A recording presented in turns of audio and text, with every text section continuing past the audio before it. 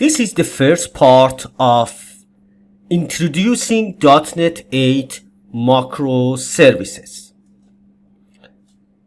In the first part, I'm going to just talk about the idea of microservices, its benefits, and the challenges behind it.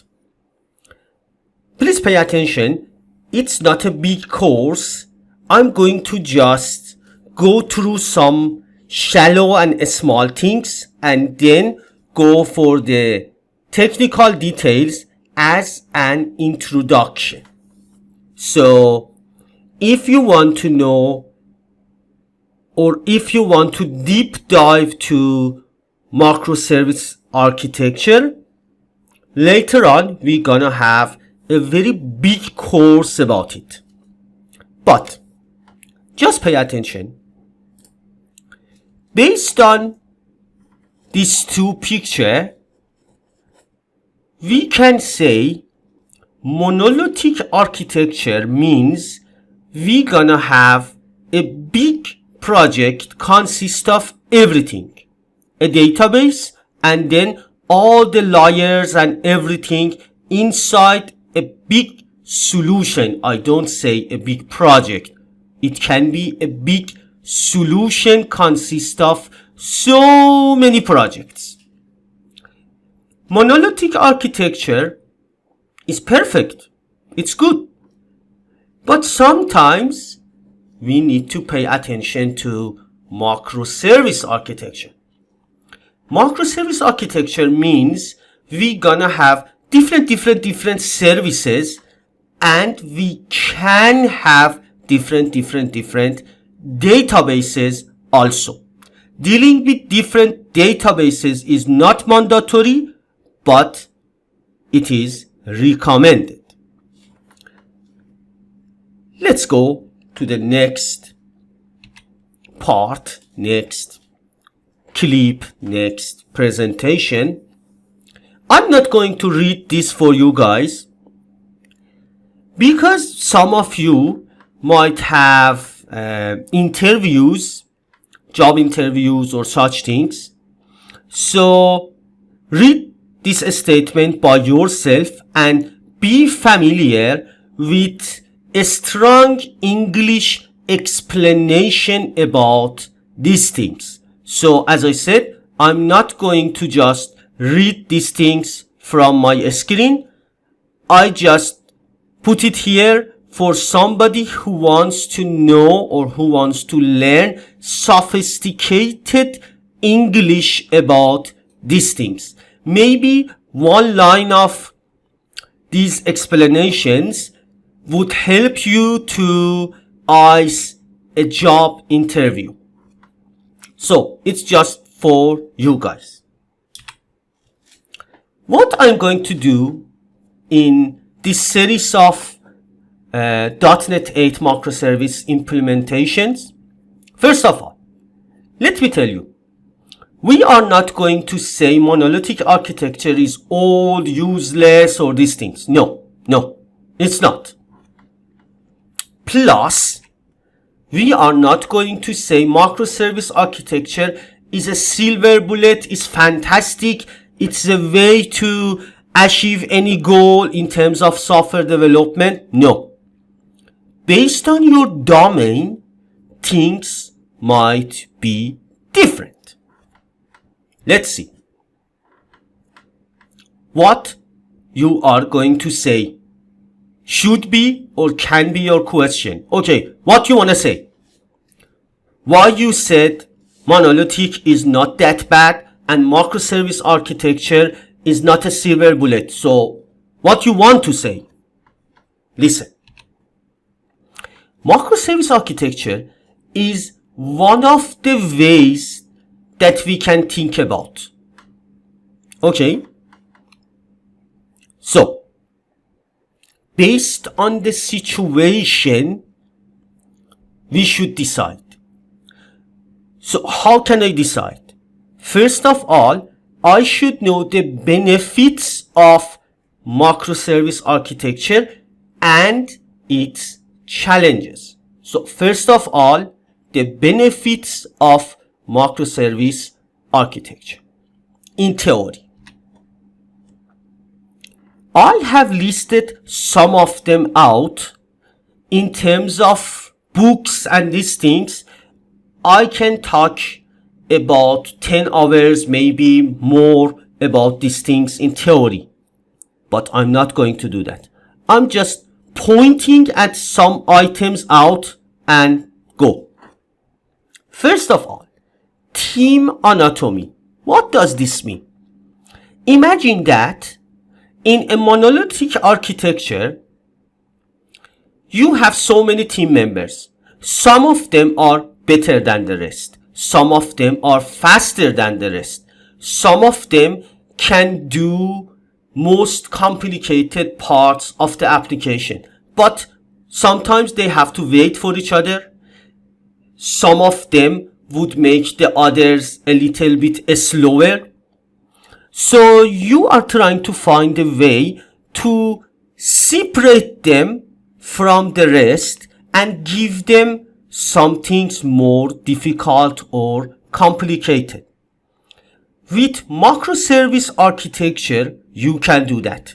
You give them some difficult parts or some independent services that has more challenges, and they do that without interfering to or in the rest of the system, because things are totally independent from each other.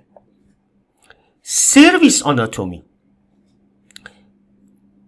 For this one, I can say services also can be different from each other. So if one service takes more time, some team members can go and do that, and the rest can go for the easier parts. So things can go in parallel. Scalability is obvious. If one API, one service needs more CPU, more RAM, more resource, you can just give this item more resources, not to all the system and everything related to one system. Fault isolation also is so obvious. If something is going to happen to one of the services or one of the microservices, the whole system should not be down or should not be maintained. Diversity of programming languages. What does this mean? Yes, it is possible. Imagine that one service, one microservice should be developed by another programming language that all the team are working with. Then it's possible. One microservice can be done by Rust, for example. One microservice can be done by Node.js. One microservice can be done by .NET. No dependency. Each team can go and do their own job. Data autonomy. Database and the format of data also can be totally different from the rest of the services. One team can go and use, for example, SQL Server as an RDBMS. Another team can use a NoSQL, and another team can go and use another type of RDBMS or NoSQL. There is no problem. Testability. When things are totally separate from each other, testing would be much easier. I'm going to show you another long text about these things. Again, if you want to have a very long explanation about these things, this text would be useful. So, can we be happy and say, by microservice architecture, we can do anything? It's so powerful. We can be separate from each other, and based on these things, it's so testable. We can have fault isolation, team autonomy, and all of these things. No. Don't be that happy. It should make you a little bit worried also. It has its own challenges. What challenges? I will give you just one example. Just one example. There is no ACID transaction. There is no unit of work in the code when we are dealing with different microservices. Let me give you an example. I will jump to SQL Server. Look at this simple database, ERPDB. I have a very simple customer table like this. Customer ID.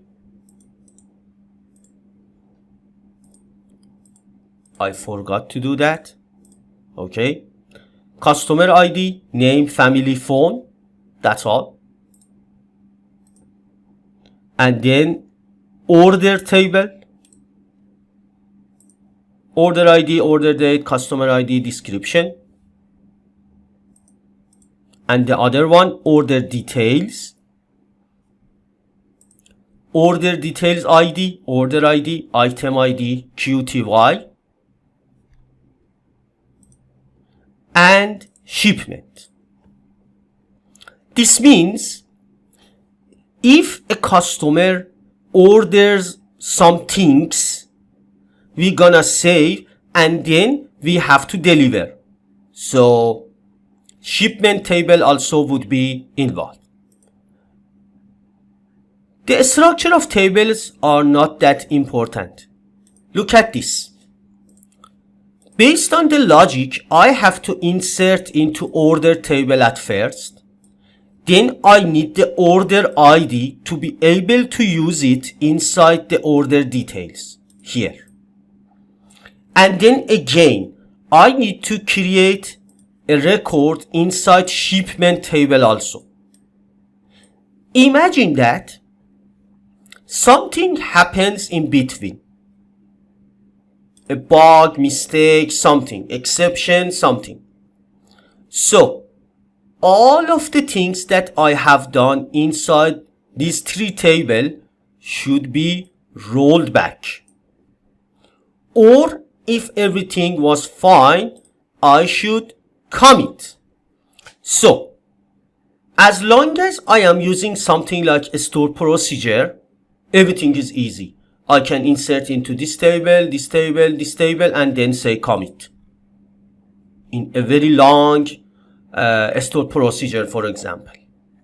So, since microservice architecture doesn't know these things, we can't use commit or rollback because the order microservice would be totally separate from shipment microservice. So, having a stored procedure like this is gone. You can never have such scenarios. You might say, okay, I'm going to do these things inside the code, and with a simple something like unit of work I can handle. I will show you. Let's see. Yes, in a monolithic architecture, since I would have a single DB context, I can say go and do these things inside order, for example. It's wrong. Yes, order, then order details, then for example shipment, like this.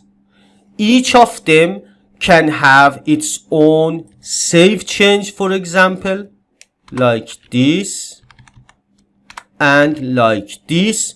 Or I might be able to have a single save change to save everything No difference, because you might say by entity framework, I can have transaction by a single save change. It doesn't matter. I'm not going to talk about technical details. In general, all of these things should be done, and then I can say just with one save change do that, or with multiple save change and have commit transaction like this, or rollback transaction if something happens. But in microservices, you can't do that also. Why? I will show you. Look at this again. In microservice architecture, I would have different services. Even the databases can be different.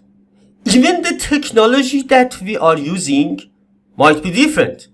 For order, for example, microservice, the DB might be SQL and the technology might be .NET. For shipment, the DB might be MongoDB and the technology might be, I don't know, Node.js. So there is no transaction between them. So this is one of the challenges. We need to be able to handle these things by the design patterns and all the things that we have behind microservice architecture. I'm not going to talk about these things now. In the next chapter, I will show you how we're gonna deal with the idea of microservice architecture in .NET at first. Then in a very detailed course, I'm going to talk about the real architecture, not just implementation. So follow me, be with us. We're gonna have some exciting subjects for any developer, because architecture is not related to technology. But if you are a .NET developer, you would be happier. Thank you so much.